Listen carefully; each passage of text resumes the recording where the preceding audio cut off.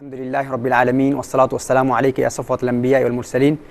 اما بعد فاعوذ باللہ من الشیطان الرجیم بسم اللہ الرحمن الرحیم قال اللہ تبارک وتعالی فی القرآن الکریم یا ایہا الذین آمنوا قوا انفسکم واہلیکم نارا صدق اللہ العظیم وبلغنا رسولہ النبی الکریم۔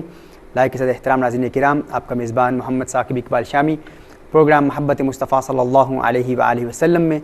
ایئر وائی کیو ٹی وی کی اس لائیو ٹرانسمیشن کے ساتھ آپ کی خدمت میں حاضر ہے۔ السلام علیکم ورحمۃ اللہ وبرکاتہ۔ محترم ناظرین، آج کا ورد لکھ لیجئے۔ یہ قصیدہ بردہ شریف سے ورد ہے۔ بے شمار ای میلز ہمیں موصول ہوئے ہیں اسپیچ کے حوالے سے کہ اوریٹری سکلز کو انسان بہتر کیسے بنا سکتا ہے، یعنی اسپیکنگ پاور اور پبلک اسپیکنگ اور کانفیڈنس حاصل کرنا، اپنے مفہوم کو لوگوں تک پہنچانا اور اس انداز سے پہنچانا کہ آپ کی بات لوگوں کے دل میں اتر جائے، یہ سکل کیسے آتی ہے؟ اس میں سب سے بڑی بنیاد تو اخلاص ہے۔ انسان اللہ عز و جل کی رضا کے لیے اگر گفتگو کرے گا تو لوگ آپ کی گفتگو ضرور سنیں گے، لیکن اس کے لیے ورد کہا گیا ہے، تو ورد آپ لکھ لیجئے۔ قصیدہ بردہ شریف کا یہ ورد ہے: وَاسْتَفْرِغِ الدَّمْعَ مِنْ عَيْنٍ قَدْ امْتَلَأَتْ مِنَ الْمَحَارِمِ وَالْزَمْ حِمْيَةَ النَّدَمِ۔ اس کو آپ قصیدہ بردہ شریف میں تلاش کریں۔ ایک مرتبہ پھر میں پڑھ لیتا ہوں: وَاسْتَفْرِغِ الدَّمْعَ مِنْ عَيْنٍ قَدْ امْتَلَأَتْ مِنَ الْمَحَارِمِ وَالْزَمْ حِمْيَةَ النَّدَمِ۔ اس کو ہر نماز کے بعد اگر آپ اس شعر کو 11 مرتبہ پڑھیں گے، ہر نماز کے بعد اول آخر دروشی پڑھ لیں، اور ہر نماز کے بعد 11 مرتبہ انشاءاللہ اگر آپ اس کی تلاوت کریں گے، اس کو پڑھیں گے، تو انشاءاللہ آپ کے علم میں بھی اور تقریر میں بھی آپ کو ایک ملکہ حاصل ہوگا۔ اور اس کا فائدہ یہ بھی ہے کہ دوران گفتگو وہ جو معلومات انفارمیشن جو آپ کے ذہن میں موجود ہیں ان کو ریٹریو کرنا اور فوراً ان کو بیان کرنا، یہ ملکہ بھی آپ کو حاصل ہوتا ہے، اور اسپیچ میں کانفیڈنس حاصل ہوتی ہے۔ اللہ عز و جل ان اوراد اور وظائف سے ہمیں برکت حاصل کرنے کی توفیق عطا فرمائے۔ ناظرین کرام، گزشتہ پروگرام میں ہم رسالت مآب صلی اللہ علیہ وآلہ وسلم کی محبت کے حوالے سے کلام کر رہے تھے کہ اس محبت کو ہم نے اپنی اولاد تک کیسے منتقل کرنا ہے۔ اس حوالے سے ایک انتہائی اہم پوائنٹ بیان کیا گیا تھا، وہ یہ تھا کہ ہر بات پر ہمیں رسالت مآب صلی اللہ علیہ وآلہ وسلم کا ذکر کرنا ہے، اور اپنی اولاد کو بار بار یہ یاد دلانا ہے کہ اگر فلاں خطا کی تو آپ کے آقا صلی اللہ علیہ وآلہ وسلم ناراض ہو جائیں گے۔ یعنی بجائے اس کے کہ والدین یہ کہیں کہ اگر فلاں کام کیا تو میں ماروں گا یا ماروں گی، یا مجھ سے برا کوئی نہیں ہوگا، یا فلاں چور آ جائیں گے، یا پولیس آ جائے گی، یا بلا آ جائے گی، یہ عام محاورے ہمارے ہاں معروف ہیں، اور یہ ہے بھی جھوٹ اور گناہ بھی ہے۔ بجائے اس کے اگر آپ کی اولاد آپ سے کوئی ایسا مطالبہ کرے جو شریعت مطہرہ میں جائز نہیں ہو، تو انہیں بتائیں کہ میں اس کی اجازت نہیں دے سکتا، اس لیے کیونکہ اس سے میرے آقا مجھ سے ناراض ہوتے ہیں۔ میں ہر چیز قبول کر سکتا ہوں، لیکن آقا کی ناراضگی میرے لیے ناقابل برداشت ہے۔ جب بچہ دیکھے گا کہ والدین کو آقا صلی اللہ علیہ وسلم سے اس قدر پیار ہے، اور آقا صلی اللہ علیہ وآلہ وسلم کے لیے یہ سب کچھ قربان کرنے کے لیے تیار ہیں، اور آقا کی ناراضگی ان کے لیے ناقابل برداشت ہے، تو وہ بچہ رفتہ رفتہ اس حقیقت کو سمجھتا چلا جائے گا، اور بچے کو بھی یاد دلائیں کہ آپ کے آقا بھی آپ سے ناراض ہو جائیں گے۔ اس حوالے سے ہمیں علامہ اقبال رحمۃ اللہ تعالی علیہ کی زندگی سے یہ نکتہ ملا ہے کہ علامہ اقبال مرحوم بھی فرماتے ہیں کہ انہیں جو عشق مصطفیٰ صلی اللہ علیہ وآلہ وسلم کی دولت اللہ عز و جل نے عطا فرمائی ہے، اس کی بنیاد بھی والدین کی تربیت ہے۔ علامہ اقبال فرماتے ہیں کہ میرے والد مجھے اکثر یہ کہا کرتے کہ مجھے کہیں ایسے رسوا نہ کرنا کہ بروز قیامت میں آقا صلی اللہ علیہ وآلہ وسلم کی بارگاہ میں حاضر نہ ہو پاؤں۔ یعنی بروز قیامت میں آقا کو کیا منہ دکھاؤں گا کہ میں نے اپنے اقبال کی تربیت ایسے کی ہے۔ یعنی علامہ اقبال مرحوم بچپن سے ہی ان کو یہ تعلیم دی گئی کہ ان کے والد بار بار انہیں یہی کہا کرتے کہ فلاں کام کی اجازت نہیں ہے، اس لیے کیونکہ اگر اجازت دے دی تو بروز قیامت میں آقا کو کیا منہ دکھاؤں گا، رسالت مآب صلی اللہ علیہ وآلہ وسلم کے سامنے کیسے پیش ہوں گا جب میرا نامہ اعمال کھولا جائے گا، اور میرے آقا صلی اللہ علیہ وسلم نے اگر مجھ سے یہ پوچھ لیا کہ اپنی اولاد کی تربیت میرے دین کے خلاف کیوں کی ہے، میری تعلیمات کے خلاف کیوں کی ہے۔ تو ناظرین کرام، پھر ہم دیکھتے ہیں کہ علامہ اقبال رحمۃ اللہ تعالی علیہ یہ وہی بچہ ہے جس کی بنیادی تربیت رسالت مآب صلی اللہ علیہ وآلہ وسلم کی محبت کے ساتھ کی گئی، اور والدین نے محبت مصطفیٰ صلی اللہ علیہ وسلم کی روشنی میں جو بنیادیں ہم نے آپ کو ابھی بتائی ہیں، بیان کی ہیں، انہی کو بنیاد بنا کر رسالت مآب صلی اللہ علیہ وسلم کی محبت کی روشنی میں جب ان کی تربیت کی گئی، تو وہی بچہ جب بڑا ہوتا ہے تو پھر وہ میرے آقا صلی اللہ علیہ وآلہ وسلم کی بارگاہ میں کیا کہتا ہے؟ وہ سدا بہار ربائی علامہ اقبال رحمۃ اللہ تعالی علیہ کی تو غنی از ہر دو عالم من فقیر، یہ ایسی پیاری ربائی ہے، اور شاید ان کے والد مرحوم نے جو ان کو تعلیم دی ہے اسی سے ہی انہیں یہ تحریک ملی ہو، جس میں یہ اللہ کی بارگاہ میں عرض کرتے ہیں کہ اے اللہ تو غنی از ہر دو عالم من فقیر، روز محشر عذر ہائے من پذیر، ور حسابم رات بینی ناگزیر، از نگاہ مصطفیٰ پنہا بگیر۔ کہا ہے اللہ تو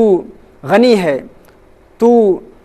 غنی دو عالم ہے اور میں فقیر ہوں، ہے اللہ میں فقیر ہوں، لیکن میرے اللہ میری ایک التجا ہے، میرا ایک عذر قبول کر لینا۔ علامہ اقبال اللہ کی بارگاہ میں عرض کر رہے ہیں کہ اے اللہ تو غنی ہے، میں فقیر ہوں، میرا ایک عذر قبول کر لینا، بروز قیامت روز محشر یہ عذر قبول کر لینا کہ اول تو میرا حساب نہ لینا، اگر مجھے بغیر حساب و کتاب معاف فرما دیا تو یہ تیری رحمت ہے، لیکن اگر میرا حساب لینا ضروری ہوا تو ہے اللہ میرے آقا صلی اللہ علیہ وآلہ وسلم سے چھپا کر میرا حساب لینا، آقا کے سامنے میرا حساب نہ لینا، کیونکہ اگر آقا کے سامنے میرا حساب و کتاب لیا گیا تو یہ میرے لیے بڑی رسوائی کی بات ہے۔ ساری زندگی ہم عشق مصطفیٰ صلی اللہ علیہ وسلم کے دعوے کرتے ہیں، ہم حضور اکرم صلی اللہ علیہ وسلم کی محبتوں کے ترانے الاپتے ہیں، لیکن رسالت مآب صلی اللہ علیہ وآلہ وسلم کی محبت کا دعویٰ اپنی جگہ، عشق مصطفیٰ صلی اللہ علیہ وسلم کا دعویٰ اپنی جگہ، لیکن اگر بروز قیامت آقا صلی اللہ علیہ وسلم کی بارگاہ میں ہمارا نامہ اعمال کھول دیا گیا،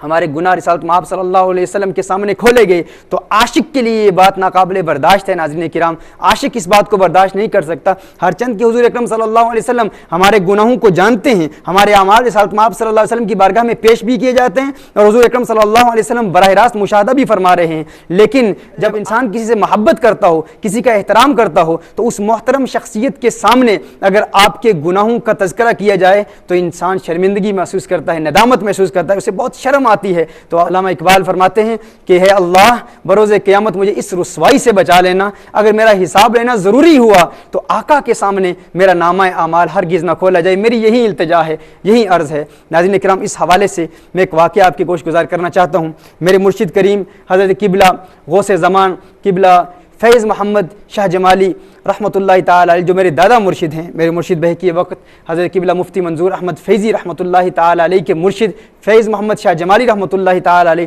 ان کے ایک مرید علامہ محمد رمضان عطائی، یہ ڈیرہ غازی خان سے ان کا تعلق تھا، محمد رمضان عطائی یہ ان کے مرید تھے، انہیں علامہ اقبال رحمۃ اللہ تعالی علیہ سے بہت محبت تھی، علامہ اقبال رحمۃ اللہ تعالی علیہ سے بہت پیار تھا، اور پیار کی وجہ عشق مصطفیٰ، یہی وہ بنیاد تھی جس کی وجہ سے علامہ رمضان عطائی کو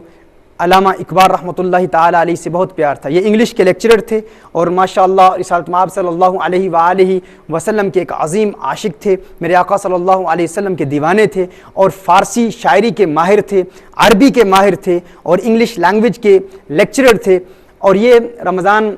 عطائی مرحوم عاشق مصطفیٰ یہ اکثر علامہ اقبال رحمۃ اللہ تعالی علیہ کو خطوط بھی لکھتے، علامہ اقبال رحمۃ اللہ تعالی علیہ کے اشعار پہ انہوں نے تضمین بھی کہی، اور علامہ اقبال رحمۃ اللہ تعالی علیہ ان کے اشعار پسند بھی کرتے، اور ان کے اشعار کے جواب بھی لکھتے، اور ان کی حوصلہ افزائی بھی کرتے۔ یہ علامہ رمضان عطائی رسالت مآب صلی اللہ علیہ وآلہ وسلم کی محبتوں کا پرچار کرتے، انتہائی منکسر المزاج اور انتہائی فروتنی اور عاجزی کا پیکر تھے۔ رسالت مآب صلی اللہ علیہ وسلم کی سنت سجائے ہوئے تھے، داڑھی رکھی ہوئی ہے، اور عاجزی اتنی کہ ہر وقت اپنے ہاتھ میں ایک عصا، ایک لاٹھی پکڑے ہوتے، اور اپنے کندھے پر ایک تولیہ نما ایک چادر تھی، یعنی بہت زیادہ عاجزی، بہت زیادہ انکساری کا پیکر تھے، اور علامہ اقبال سے بہت محبت تھی۔ اور انہی کے دور کے ایک عالم دین مولانا ابراہیم ناگی جو ان کے بہت قریبی دوست تھے، ان سے بھی ان کو بہت پیار تھا، بہت محبت تھی، اور فیض محمد شاہ جمالی کریم رحمۃ اللہ تعالی علیہ سے روحانی فیض بھی حاصل کر رہے تھے۔ اور ان کا ایک واقعہ ہے ناظرین کرام کہ مولانا ابراہیم ناگی جو علامہ اقبال رحمۃ اللہ تعالی علیہ سے اکثر ملاقاتیں کرتے تھے، انہیں یہ اعزاز حاصل تھا کہ وہ اکثر علامہ اقبال رحمۃ اللہ تعالی علیہ سے ملاقات کیا کرتے، اور علامہ اقبال رحمۃ اللہ تعالی علیہ اکثر اپنے نئے اشعار انہیں دیتے، اور یہی قدر مشترک تھا، ان کی محبت کی بنیاد تھی، جس کی وجہ سے علامہ رمضان عطائی اور علامہ مولانا ابراہیم ناگی رحمہم اللہ ان میں آپس میں اتنی محبت تھی کہ جو اشعار علامہ اقبال رحمۃ اللہ تعالی علیہ مولانا ابراہیم ناگی کو دیتے، وہ اشعار مولانا ابراہیم ناگی علامہ رمضان عطائی کو دیتے۔ ایک وقت ایسا آیا کہ علامہ مولانا ابراہیم ناگی رحمۃ اللہ تعالی علیہ نے مولانا رمضان عطائی کو کہا کہ آج میری علامہ اقبال سے ملاقات ہوئی ہے، اور علامہ اقبال نے مجھے ایک نئی ربائی دی ہے، ایک نیا کلام دیا ہے، اور وہ کلام ناظرین کرام یہی کلام تھا کہ تو غنی از ہر دو عالم من فقیر، ہے اللہ تو دو عالم کا غنی ہے اور میں فقیر ہوں، ہے اللہ میری تیری بارگاہ میں فقط اتنا عذر ہے، میرا یہ عذر روز محشر قبول کر لینا کہ اگر میرا حساب لینا ہوا تو آقا کے سامنے نہ لیجئے گا، ہے اللہ میرا حساب آقا سے چھپا کے لینا۔ علامہ ابراہیم ناگی نے یہ کلام علامہ رمضان عطائی کو دیا اور ان کے سامنے پڑھنا شروع کر دیا، اور انتہائی پرکیف انداز میں پڑھنا شروع کیا، تو یہ کلام سن کر علامہ رمضان عطائی ان پر رقت طاری ہو گئی، ایک ایسی کیفیت طاری ہو گئی، زارو قطار رونا شروع کر دیا، اور اتنا روئے ناظرین، اتنا روئے کہ وہ اس کلام کو سن کر کے بروز قیامت میرے اعمال آقا صلی اللہ علیہ وسلم کی بارگاہ میں پیش ہوں گے، اور اگر میرا نامہ اعمال کھل گیا تو کتنی بڑی رسوائی ہوگی۔ اسی وقت وہ مسجد کے فرش پر گرتے ہیں اور بے ہوش ہو جاتے ہیں، اور یہ خوف، یہ ڈر کہ میرے اعمال اگر آقا صلی اللہ علیہ وآلہ وسلم کی بارگاہ میں پیش کیے گئے تو میرا کیا بنے گا، اور یہ رقت اور کیفیت ان پر طاری ہو جاتی ہے۔ جب وہ ہوش میں آتے ہیں تو اس وقت وہ اس ربائی کے دیوانے ہو چکے ہوتے ہیں، ایسے عاشق ہو چکے ہوتے ہیں کہ ہر وقت اٹھتے بیٹھتے چلتے پھرتے گھر میں بازار میں جہاں بھی جاتے ہیں یہی کلام پڑھتے ہیں، تو غنی از ہر دو عالم من فقیر، تو غنی از ہر دو عالم من فقیر۔ اور پھر ایک وقت ایسا بھی آتا ہے کہ ایک کیفیت دل میں پیدا ہوتی ہے کہ دیوانے ہیں، عاشق ہیں، دل میں یہ جذبہ پیدا ہوتا ہے کہ یہ شعر میں نے کیوں نہیں لکھا، یہ ربائی علامہ اقبال کو کیوں نصیب ہوئی، یہ مجھے کیوں نہیں نصیب ہوئی۔ اور اسی جذبے کے ساتھ پھر علامہ اقبال کو ایک خط لکھتے ہیں کہ ہے علامہ اقبال، آپ عظیم عاشق رسول ہیں، آپ کو حضور اکرم صلی اللہ علیہ وآلہ وسلم سے پیار ہے، میری یہ التجا ہے، میری یہ آرزو ہے کہ آپ میرے سارے دیوان، سارا میرا فارسی کلام، جو کچھ بھی میں نے لکھا ہے یہ آپ لے لیں اور وہ ایک ربائی آپ مجھے دے دیں، یہ میرے نام سے معروف کر لیں، کیونکہ میں چاہتا ہوں بروز قیامت یہ ربائی جب حضور اکرم صلی اللہ علیہ وسلم کی بارگاہ میں پیش کی جائے تو یہ میرے نام سے منسوب ہو۔ علامہ اقبال رحمۃ اللہ تعالی علیہ ان ایام میں بہت علیل تھے، لیکن اس وقت علامہ اقبال نے فوراً علامہ رمضان عطائی کو جواباً یہ خط لکھا۔ اس میں وہ لکھتے ہیں، یہ 19 فروری 1937 میں یہ خط لکھا گیا لاہور سے۔ وہ لکھتے ہیں کہ جناب من، میں ایک مدت سے صاحب فراش ہوں، خط و کتابت سے معذور ہوں، باقی شعر کسی کی ملکیت نہیں، آپ بلا تکلف وہ ربائی جو آپ کو پسند آئی ہے اپنے نام سے مشہور کریں، مجھے اس پر کوئی اعتراض نہیں ہے، فقط محمد اقبال لاہور۔ یعنی علامہ اقبال نے ان سے کہا کہ یہ ربائی آپ لے لیں، میں آپ کو یہ ربائی تحفتاً دیتا ہوں۔ پھر علامہ اقبال رحمۃ اللہ تعالی علیہ نے ان کا ارادہ تھا کہ اپنی کتاب میں وہ ربائی شامل کرتے، لیکن اسی لیے ناظرین کرام آج دن تک یہ ربائی آپ کو علامہ اقبال کے کلیات میں یا کسی دوسری کتاب میں نہیں ملے گی۔ علامہ اقبال نے یہ ربائی اپنی کتاب سے نکال کے علامہ رمضان عطائی کو تحفتاً دے دی۔ اب اس پر پھر علامہ اقبال نے ایک دوسری ربائی فارسی میں لکھی جس کا مفہوم یہی ہے، لیکن وہ ربائی اتنی معروف نہیں ہے جتنی یہ معروف ہوئی ہے۔ اس کے بعد علامہ رمضان عطائی کچھ عرصے کے بعد جب فارسی کا امتحان MA ماسٹرز میں امتحان دینے کے لیے وہ لاہور آتے ہیں تو ان کی ملاقات علامہ اقبال سے ہوتی ہے، اور علامہ اقبال سے ملاقات اس لیے کرتے ہیں تاکہ شکریہ ادا کریں کہ آپ نے وہ ربائی جو آپ نے عشق مصطفیٰ اور محبت مصطفیٰ صلی اللہ علیہ وسلم میں ڈوب کر لکھی تھی وہ مجھ رمضان عطائی کو دے دی۔ تو علامہ اقبال کے پاس آتے ہیں تو ایک شخص چودھری فضل داد صاحب وہ علامہ اقبال سے ان کی ملاقات کراتے ہیں اور کہتے ہیں دیکھیں یہ بوڑھا یعنی رمضان عطائی، یہ بوڑھا اس بڑھاپے میں اب فارسی کا امتحان دینے کے لیے آیا ہے۔ تو علامہ اقبال کہتے ہیں کہ عاشق کبھی بوڑھا نہیں ہوتا، یہ حضور اکرم صلی اللہ علیہ وسلم کا عاشق ہے، اسے حضور سے محبت ہے۔ علامہ اقبال سے وہ ملاقات کرتے ہیں۔ علامہ اقبال اس وقت ایک چارپائی پر بیٹھے ہوئے ہیں اور ایک احرام نما سفید چادر وہ پہنے ہوئے ہیں، اور پھر رمضان عطائی علامہ اقبال سے ملاقات کے بعد فوراً وہی کلام شروع کر دیتے ہیں، تو غنی از ہر دو عالم، اور ایک انتہائی دلبرانہ اور وجدانی کیفیات طاری ہیں ان پر، اور بڑے